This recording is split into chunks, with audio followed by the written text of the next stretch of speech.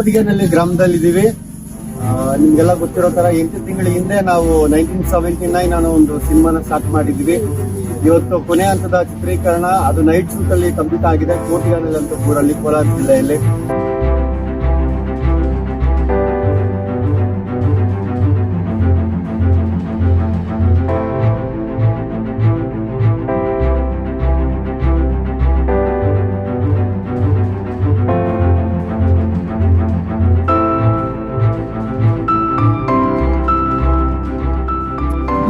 ಕೋಲಾರ ಜಿಲ್ಲೆಯಲ್ಲಿ ಎಸ್ಪೆಷಲಿ ಈ industry, Kannada cinema industry ಇಲ್ಲ ನಾಯಕರಾಗಿರ್ಬೋದು, ನಟರ ಕೊರತೆ ಇತ್ತು.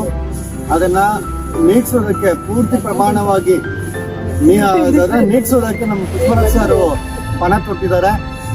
ಈ ಕೋಲಾರ ಜಿಲ್ಲೆಯಿಂದ ಅಂತ ಹೇಳ್ಬೋದು, ಕೋಲಾರ ಜಿಲ್ಲೆಯಿಂದ ಭಾರತ ದೇಶಕ್ಕೆ ಒಂದು ದೊಡ್ಡ ಸಿನಿಮಾ ಬರ್ತಾ ಇದೆ. ಅದು ಮುಂದಿನ ದಿನ ನಿಮಗೆ ಗೊತ್ತಾಗುತ್ತೆ. ಅಪ್ಡೇಟ್ಸ್ ಮಾಡ್ತಾನೆ ಇರ್ತೀವಿ. ಒಂದು ದೊಡ್ಡ ಇಂಡಿಯನ್ ಸಿನಿಮಾನ ಅಂತ ಹೇಳ್ಬೋದು. 1979 what is 1979 what happen in that year ಅಂತ ಹೇಳ್ಬೇಕಾದ್ರೆ, ತಿಳ್ಕೊಬೇಕಾದ್ರೆ ಈ ಸಿನಿಮಾ ನೋಡ್ಬೇಕು.